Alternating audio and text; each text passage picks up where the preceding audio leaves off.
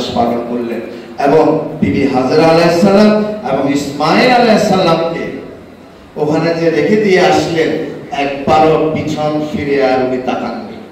অর্থাৎ তার কাছে কোনো পিছু টান ছিল না। যেরকম আল্লাহ রাব্বুল আলামিন আমাদেরকে হুঁশিয়ার করে দিয়ে বলেছে সূরা তাওবাতে, এই মানুষ সকল, এই ইমানদারগণ যারা ঈমান আনার চেষ্টা করছেন, আমার এবং আমার রাসূলের যে তোমরা যদি তোমাদের জান মাল সম্পত্তি ইত্যাদির ব্যবসা বাণিজ্য ইত্যাদির প্রাধান্য বেশি দিয়ে থাকো, জিহাদে অংশগ্রহণ করার থেকে বেশি জিহাদে অংশগ্রহণ করা থেকে বিরত থাকো, তাহলে অপেক্ষা করো আমার আদেশের জন্য। সূরা তাওবাতে আল্লাহ রাব্বুল আলামিন স্পষ্ট বলেছেন, তোমার স্ত্রী, পুত্র, আত্মীয় স্বজন, ধন সম্পদ, প্রাণ ইত্যাদির উপরে আল্লাহ রাসূলকে স্থান দিতে পারছো কি? অপেক্ষা করলেন যে তার প্রাণপ্রিয় স্ত্রী এবং তার দুগ্ধপোষ্য সন্তানকে মরুভূমির বিরাম স্থানে নির্বাসনে রেখে দিয়েছে। সেই ইসমাঈল আলাইহিস সালাম তৃষ্ণার্ত হলেন। আপনারা সকলেই জানেন, এই তৃষ্ণার্ত অবস্থায় বাচ্চার ছটফট অবস্থা দেখে তার মা পানির জন্য চারিদিকে দৌড়াদৌড়ি করলেন, কোথাও তিনি পানি পেলেন না। আমরা তো গ্রীষ্মকালে পরিশিকা দেখি, ওই দূরে তাকালে দেখা যায় পানি, কিন্তু ওখানে ছুটে গেলে দেখা যায় সেখানে কিছুই নেই। আবার যেখান থেকে এসেছে সেদিকে ফিরে তাকালে দেখা যায় ওই দূরে পানি। তো সেটা এই দৌড়াদৌড়িটা হচ্ছে সাফা এবং মারওয়া পাহাড়ের মধ্যে। সাফা পাহাড়ে দাঁড়িয়ে মারওয়া পাহাড়ের দিকে যখন তাকায় তখন দেখা যায় ওখানে পানি দেখা যাচ্ছে। দৌড়াইয়া তিনি রুদ্ধশ্বাসে ওই পাহাড়ে গেলেন। ওই পাহাড়ে দাঁড়িয়ে যখন অন্য পাহাড়ের দিকে তাকালেন দেখা যাচ্ছে ওইখানে পানি দেখা যাচ্ছে, কিন্তু আসলে মরীচিকা, পানি নয়। তিনি যে উদ্ভ্রান্তের মতো সন্তানের প্রতি মমত্ব বোধে, সন্তানের তৃষ্ণার্ত অবস্থা থেকে তিনি কাতর হয়ে সন্তানকে পানি পান করানোর জন্য, সন্তানের জন্য পানি সংগ্রহের জন্য যেই ত্যাগ তিতিক্ষা, যেই কি বলে আত্মত্যাগ এবং নিজের প্রাণের মায়া ত্যাগ করে তিনি রুদ্ধশ্বাসে দৌড়িয়েছেন, এটা আল্লাহর কাছে পছন্দ হয়েছে। আল্লাহ এটা পছন্দ করেছেন। কেন করবেন না?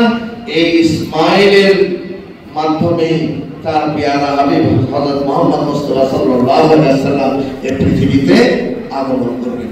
এটাও পেয়ারা নবী সাল্লাল্লাহু আলাইহি ওয়াসাল্লামের পৃথিবীতে আগমনের পূর্ব আয়োজন। এই পরীক্ষায় ইব্রাহিম আলাইহিস সালাম পাস করলেন। এখন ইসমাঈল আলাইহিস সালাম আস্তে আস্তে বয়স বাড়তে লাগলো এবং বালক অবস্থায় উপনীত হলেন। খুব সুন্দর একজন বালক, আল্লাহর অপূর্ব সৃষ্টি। বাবার চোখে ওই সন্তানের দিকে তাকালে একটু প্রশান্তি লাগে, মনে একটু আনন্দ লাগে। এইরকম পরিস্থিতি যখন উদ্রেক হলো, আল্লাহ তো বললেন আমার তো আবার কেন দেখতে হবে।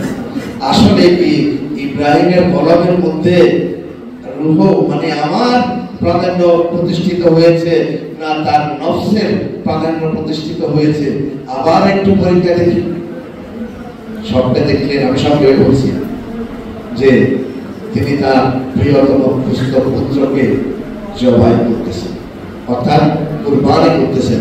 নবীদের স্বপ্ন সত্য, নবীদের স্বপ্ন সত্য। এই স্বপ্নের মাধ্যমে আল্লাহ রাব্বুল আলামিন তার প্রিয় বান্দাদেরকে, নবীদেরকে নির্দেশ প্রদান করেন।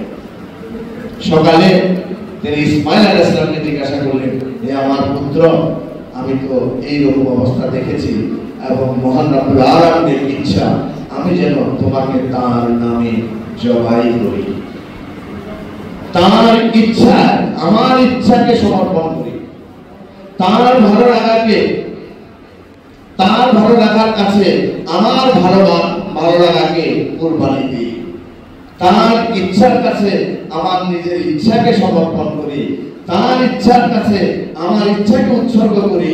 এই হচ্ছে মহান রাব্বুল আলামিনের চাওয়া।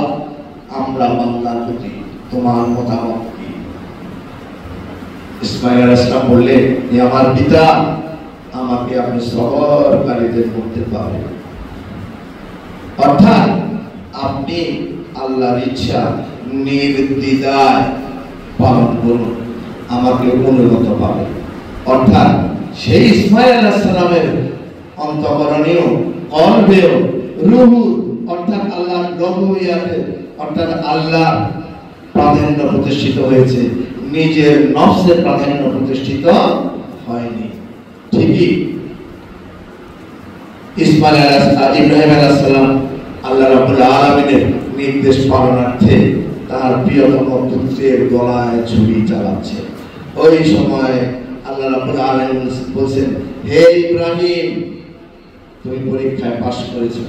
হ্যাঁ, সত্যিকার অর্থে তুমি তোমার নফসের চেয়ে আমার ইচ্ছাকে প্রাধান্য দিয়েছো এবং তোমার এই কুরবানি আমি কবুল করলাম। কেন কবুল করবে না? ইসমাঈল আলাইহিস সালাম কেন জবাই হবেন? তার পরিবর্তে আল্লাহ একটা কুরবানির পশু ব্যবস্থা করে দিলেন। ইসমাঈল আলাইহিস সালাম থাকবেন, কেন থাকবেন না? তার মাধ্যমেই যে আমাদের প্রিয় নবী সাল্লাল্লাহু আলাইহি ওয়াসাল্লাম এই পৃথিবীতে আগমন করবেন। এই পরীক্ষাটাও ওই আয়োজনের অংশভুক্ত যে প্রিয় নবী সাল্লাল্লাহু আলাইহি ওয়াসাল্লাম এই পৃথিবীতে আগমন করবেন। এখন আপনি বললেন যে কিভাবে এই কথাগুলো বললেন, বিশ্বাস করেন এগুলো আমার কথা। আল্লাহ রাব্বুল আলামিন কোরআন শরীফে এটা নির্দেশনা দিয়ে দিয়েছেন। সূরা ইমরানের 81 নম্বর আয়াত স্মরণ করুন, যেদিন আল্লাহ নবী রাসূলদের কাছ থেকে অঙ্গীকার নিয়েছিলেন। কি অঙ্গীকার নিয়েছিলেন? নবীদেরকে রূহ জগতে আল্লাহ রাব্বুল আলামিন বললেন সূরা ইমরানের 81 নম্বর আয়াত যে আমি আপনাদেরকে হিকমত দিব, কিতাব দিব, তারপরে একজন রাসূলুল মুসাদ্দিক পাঠাবো, একজন সত্যায়নকারী নবী পাঠাবো, যে আপনারা আপনাদের দায়িত্বগুলো যথার্থভাবে পালন করেছেন কি না। আপনাদের কারো জীবন দশা যদি উনি আগমন করে তবে তার আনুগত্য করবেন। তার আনুগত্য প্রিয় নবী হযরত মুহাম্মদ মুস্তাফা সাল্লাল্লাহু আলাইহি ওয়াসাল্লামের আনুগত্য করবেন এবং তাকে সাহায্য করবেন। আপনারা কি রাজি? জি, আমরা রাজি। তবে আপনারা একে অপরের সাক্ষী হন। আল্লাহ নবী রাসূলদেরকে কি বললেন? যে আপনারা একজন আরেকজনের সাক্ষী হন। ইকরার তো আপনাকে স্বীকার করলেন, আপনারা কি এটা মেনে নিলেন, সাক্ষী হইলেন।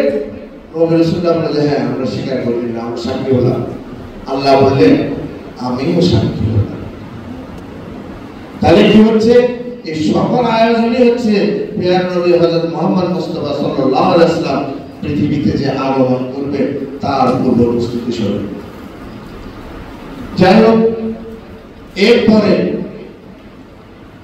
আল্লাহ রাব্বুল আলামিন ইব্রাহিম আলাইহিস সালামকে আরেক পরীক্ষাতে ফেললেন। ওনার অগাধ সম্পদ, অনেক বকরি, হাজার হাজার বকরি, এবং আল্লাহ রাব্বুল আলামিন তাকে খলিলুল্লাহ ওয়াদি দিলেন। জিবরাইল আলাইহিস সালাম বললেন যে ইয়ে বারে ইলাহি, আপনি ইব্রাহিমকে এত ভালোবাসেন কেন? ওই দেখেন ইব্রাহিম পাহাড়ের উপরে বসে তার অসংখ্য